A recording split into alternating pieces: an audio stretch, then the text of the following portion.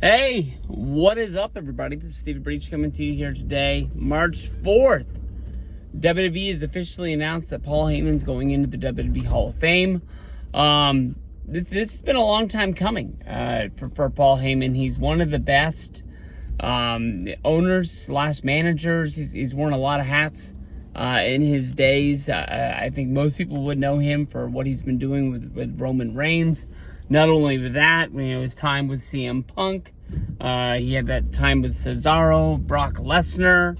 One of those does not match the others, but this guy has been on the tippy top of WWE as an advocate slash manager, delivering some of the best promos in the game since he came back to WWE. And his first life in WWE, where he was on screen and also one of the head writers in the company, that ended so bad we never thought that it would ever come again. Not only that, opposing Vince McMahon, but then as time would go on, we kind of learned that he was supporting him on the back end, where WWE was sort of funding what was going on with ECW. This guy has worn so many hats in the wrestling company, in the wrestling business, that it's a surprise that it's taken this long for him to have his day, for him to finally go into the Hall of Fame. But this guy, big time deserves it. ECW, I think, changed the wrestling game to the point where it changed the wrestling world. Of the way they put on shows for not only WWF, which led to the Attitude Era, but what was going on in the dog days of WCW. It might have helped promote Vince Russo, so maybe all of it wasn't the best of the best, but this is probably one of the best places for him to go into the Hall of Fame. When I think of Paul Heyman, honestly, I think of New York City. More than anything else, but Philadelphia is what made this guy. ECW, a Philadelphia company, him going in. I know every year, they try to find hometown heroes, I guess you can say, to go in and not only be a part of the class, but to lead the class, to sort of set the sights on that. Now, Rob Van Dam, he had his time in ECW. Most people think of him as an ECW wrestler. He's already in the Hall of Fame, but I think he's one of the few that are in there. Names that always pop up: Tommy Dreamer, Sabu. Those guys I think will have their time more than likely. I don't see them putting a whole class of ECW wrestlers in all at once. But I think that honestly, he's going to have a speech where he talks about what happened at WCW. The story that I've always heard is that he got fired. He was an on-screen commentator. He was a manager. But I think what he had done, was he was doing something fraudulent with the tickets that they gave the people to fly around, and he was trading in tickets to use for personal use or things like that, and that's what led to his end in WCW. He ended up going to Todd Gordon, getting a job, which then led to him taking over the company, and that's kind of muddy waters. I haven't had a chance to read the Todd is God, Todd Gordon book. I have seen a shoot interview back in the day, but it's been so long I don't really remember. But somehow I think Paul maybe stole the company, or it was something weird for him to get it. And then of course when ECW is closing up, he's telling all the wrestlers that he's, going out to Los Angeles to try to get a TV deal.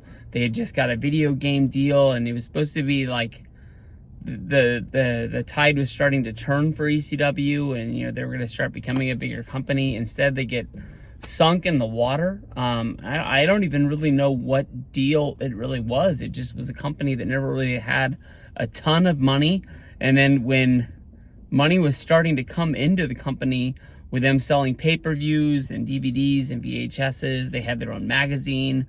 It's almost like when money really started coming in, they started taking on too much, and they just folded. But he pops up because of the Jerry the King Lawler firing. Well, Jerry quit because he wanted to be with the Cat, and I think the Cat was getting fired, and he didn't want the Cat to be fired, so he said he would quit. So they left. They bring Paul in to be the lead announcer. He's the lead announcer on WrestleMania. Is it 17? With Stone Cold and Rock. The team of JR and Heyman, I think it's one of my favorite teams there is out there. Their lifespan wasn't really that long, but the way they play off each other, honestly, is really, really good. I think they make that WrestleMania in my mind. But, his time there on TV wouldn't last long, because as soon as the invasion ends, they sort of just shift Heyman to going behind the scenes, but they ended up bringing him back out roughly 2003-ish to be the GM of SmackDown. That ends up ending when he gets drafted to go to Monday Night Raw, and he didn't want to be with Bischoff and Triple H on TV, so he quits. He goes back to the being behind the screen, and then he gets caught eavesdropping on a Monday Night Raw writer's call, and at that time SmackDown and Raw, instead of working on each other, they were kind of like fighting for ratings against each other to see like which pet project for Vince McMahon was doing the best job. He ends up being caught because his phone that he's on dies, and that hangs up his call, and it says Paul Heyman has left the call, and they're like, we didn't know that Paul was on there, and that's the only reason why they knew that he was eavesdropping on what they had going on. He gets fired. He goes away. And then he comes back to be the advocate for CM Punk. And then that led to him, joining with Lesnar. I think at one point he had Lesnar and Punk at the same time. He ends up taking Lesnar when Punk turns face. They have their little ordeal. When Lesnar leaves, he picks up Cesaro. He picks up Curtis Axel. I think they thought there was magic with Heyman, that he could just work with anybody. That ended up not working. And of course, then he would go on, and once Roman Reigns came back, they paired together, and that was kind of like, when it first happened, it was like, this is going to be weird, because we'd never seen Roman as a heel. We'd wanted it for a lifespan, and now he's got this kind of guy working for him. We don't have to hear sucker and succotash anymore. He's one of the best. He's a wrestling guy. I think that honestly, if he wasn't even in the wrestling business, I think he would love wrestling. I think he was, he has those stories like he was, how he got into wrestling is weird too, because I think if you go back and watch that My Name is Paul Heyman DVD, the documentary on there, I think he got into wrestling when he was like a club promoter. He had like Dusty Rhodes come to like Club 54, present him with Wrestler of the Year award. So I think he was just a fan that really wanted to be something, and that led to what he is. So I think it's going to be one hell of a speech. When he's out there, I'd have to take the over on him crying during his speech. I think he's going to be another kind of Ric Flair style. But I'm really looking forward to it. I think it's going to be one hell of a night. I don't really know the schedule. I think they recorded on Friday after SmackDown. Hopefully they show it in some sort of package on Saturday on Peacock. But I'm looking forward to it, because I think he's one of the best that's been out there. I got to order my McFlurry. Peace out.